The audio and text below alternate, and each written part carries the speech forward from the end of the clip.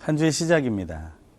귀한 날 하나님께 주신 것을 믿으며 우리가 하나님의 말씀을 또 받기 원합니다.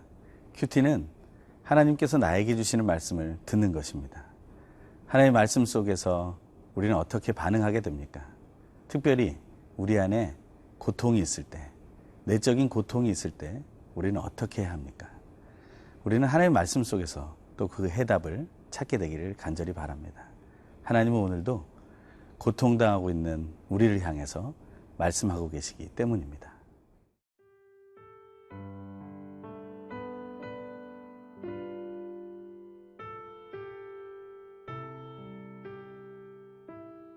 로마서 9장 1절에서 13절 말씀입니다. 내가 그리스도 안에서 참말을 하고 거짓말을 아니하노라. 나에게 큰 근심이 있는 것과 마음에 그치지 않는 고통이 있는 것을 내 양심이 성령 안에서 나와 더불어 증언하노니, 나의 형제 곧 고륙의 친척을 위하여 내 자신이 저주를 받아 그리스도에게서 끊어질지라도 원하는 바로라. 그들은 이스라엘 사람이라. 그들에게는 양자됨과 영광과 언약들과 율법을 세우신 것과 예배와 약속들이 있고, 조상들도 그들의 것이요 육신으로 하면 그리스도가 그들에게서 나셨으니 그는 만물 위에 계셔서 세세의 찬양을 받으실 하나님이시니라. 아멘. 그러나 하나님의 말씀이 폐하여진 것 같지 않도다. 이스라엘에게서 난 그들이 다 이스라엘이 아니요 또한 아브라함의 씨가 다 그의 자녀가 아니라 오직 이삭으로부터 난 자라야 네 씨라 불리리라 하셨으니, 곧 육신의 자녀가 하나님의 자녀가 아니요 오직 약속의 자녀가 씨로 여기심을 받느니라. 약속의 말씀은 이것이니, 영년 이때에 내가 이르리니 사라에게 아들이 있으리라 하심이라. 그뿐 아니라 또한 리브가가 우리 조상 이삭 한 사람으로 말미암아 임신하였는데, 그 자식들이 아직 나지도 아니하고 무슨 선이나 악을 행하지 아니한 때에 택하심을 따라 되는 하나님의 뜻이 행위로 말미암지 않고 오직 부르시는 이로 말미암아 서게 하려 하사, 리브가에게 이르시되 큰 자가 어린 자를 섬기리라 하셨나니, 기록된 바 내가 야곱은 사랑하고 에서는 미워하였다 하심과 같으니라. 이제 로마서 8장까지의 말씀을 마치고 9장부터의 본문이 시작됩니다.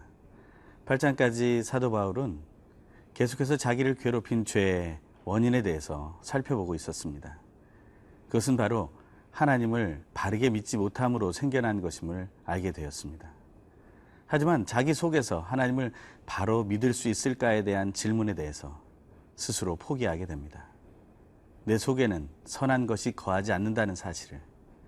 그래서 그는 결심합니다.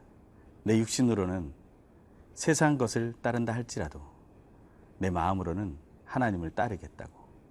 그 결심은 사도 바울에게 굉장히 큰 해방을 주게 됩니다. 그 자유와 해방을 선포하고 그리스도의 사랑으로 승리한 것을 말한 바울. 그는 이제 모든 문제가 해결된 것처럼 보입니다. 하지만 그 속에 죄의 문제의 해결에 대한 답을 얻었다 할지라도 아직도 남아있는 고통이 있습니다. 그것에 대해서 오늘 본문 첫 부분에서는 말하고 있는 것이죠. 1절부터 5절의 말씀을 한번 읽겠습니다. 내가 그리스도 안에서 참말을 하고 거짓말을 아니하노라. 나에게 큰 근심이 있는 것과 마음에 그치지 않는 고통이 있는 것을 내 양심이 성령 안에서 나와 더불어 증언하노니, 나의 형제 곧 고륙의 친척을 위하여 내 자신이 저주를 받아 그리스도에게서 끊어질지라도 원하는 바로라. 그들은 이스라엘 사람이라.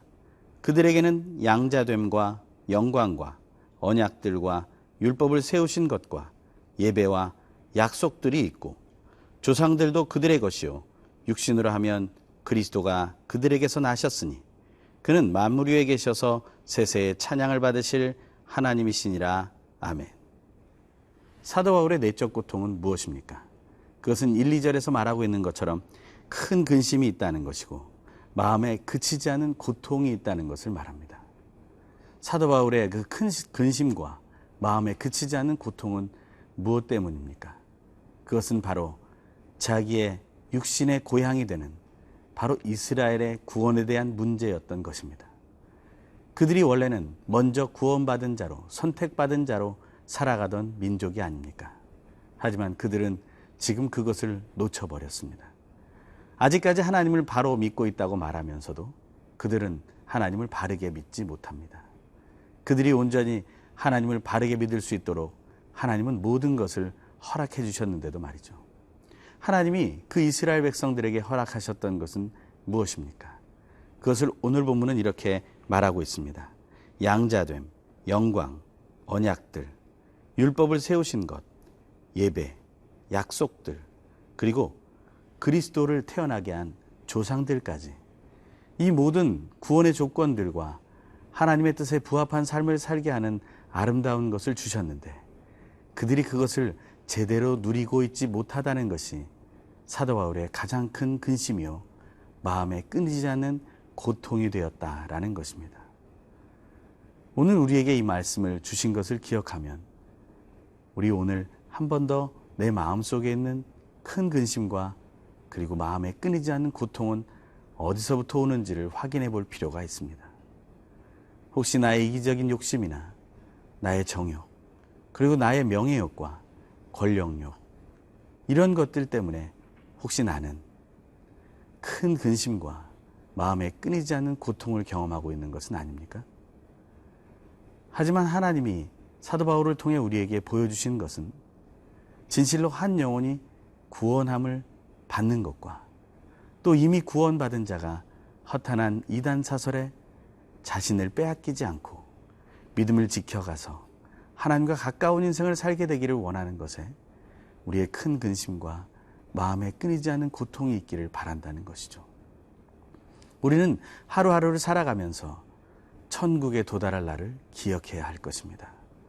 우리는 그 사실을 기억하지 못한다면 우리는 약속에서 끊어진 것 같은 이스라엘과 같은 삶을 또한 체험하게 될 것입니다. 우리의 마음을 다시 살펴보십시오. 나를 진짜 고통스럽게 하는 것이 무엇인지를 하나님 앞에 물어보십시오. 하나님은 오늘도 우리에게 말씀해 주십니다.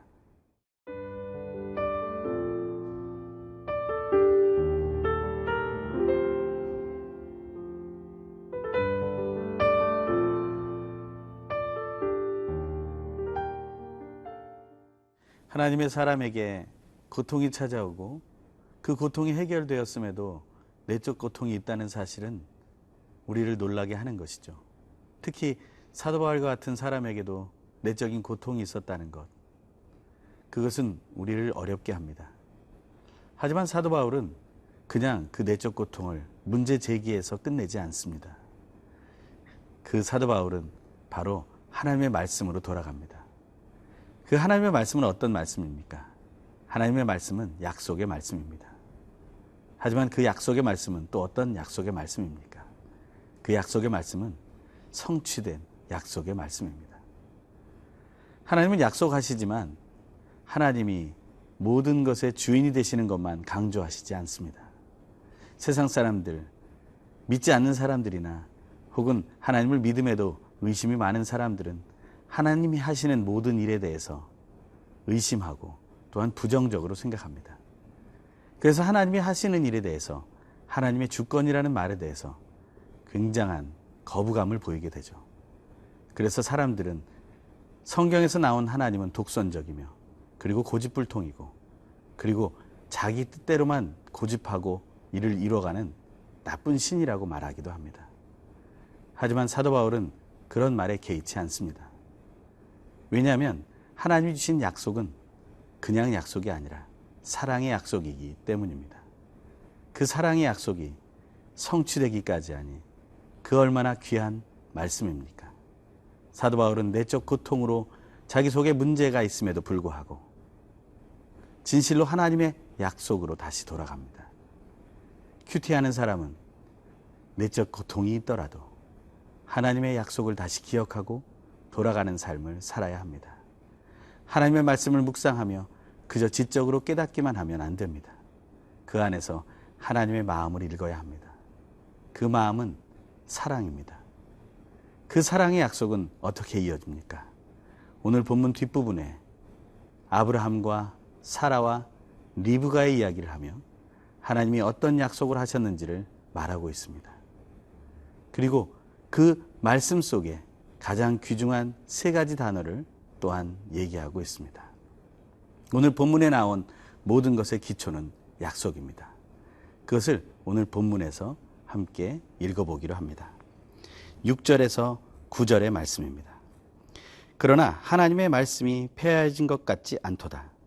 이스라엘에게서 난 그들이 다 이스라엘이 아니요 또한 아브라함의 씨가 다 그의 자녀가 아니라 오직 이삭으로부터 난 자라야 내 씨라 불리리라 하셨으니 곧 육신의 자녀가 하나님의 자녀가 아니요 오직 약속의 자녀가 씨로 여기심을 받느니라. 약속의 말씀은 이것이니 명년이 때에 내가 이르리니 사라에게 아들이 있으리라 하심이라. 하나님의 약속이 이렇게 이루어지고 이어가고 있습니다. 하지만 그것은 약속의 말씀이었다고 말하고 있습니다. 아브라함을 통하여 이삭을 얻게 되지만 그것은 오직 사라를 통해서만 얻게 될 것이라는 그 약속의 말씀. 또한 그 약속의 말씀은 어떻게 이어집니까? 약속은 또 약속으로 이어집니다. 성취된 약속은 또 다른 하나님의 약속으로 이어진다는 것이죠. 오늘 보면 10절에서 13절의 말씀을 읽겠습니다. 그뿐 아니라 또한 리브가가 우리 조상 이삭 한 사람으로 말미암아 임신하였는데 그 자식들이 아직 나지도 아니하고 무슨 선이나 악을 행하지 아니한 때에 택하심을 따라 되는 하나님의 뜻이 행위로 말미암지 않고 오직 부르시는 이로 말미암아 서게 하려 하사 리브가에게 이르시되 큰 자가 어린 자를 섬기리라 하셨나니 기록된 바 내가 야곱은 사랑하고 에서는 미워하였다 하심과 같으니라. 아멘. 하나님의 약속은 성취된 약속으로 이어지고 또 그 성취된 약속은 또한 하나님의 약속으로 이어집니다. 하지만 그 약속은 두 가지 단어로 구체화됩니다. 그것은 오늘 본문 11절에 택하심과 부르심이라는 것입니다. 하나님은 자기의 목적만을 달성하기 위해 우리에게 약속을 하시거나 택하시거나 부르시지 않습니다. 그리고 자기의 뜻에 따라 그 약속을 폐하시지도 않습니다. 하나님은 그 이스라엘을 구원하십니다. 이방인인 우리를 구원하셨던 것처럼 약속을 받지 못한 이방인들도 구원하셨던 것처럼 그렇게 구원하실 것입니다. 하나님의 말씀을 받은 묵상하는 자는 하나님의 약속이 이루어질 것을 믿어야 합니다. 우리가 그 말씀을 믿으며 함께 기도하기 원합니다. 하나님 아버지, 약속의 말씀을 주셔서 감사합니다. 그 약속을 성취해 주셔서 감사합니다. 오늘도 나를 택하시고 불러주셔서 감사합니다. 그 믿음으로 승리하게 하여 주시옵소서. 예수님의 이름으로 기도합니다. 아멘.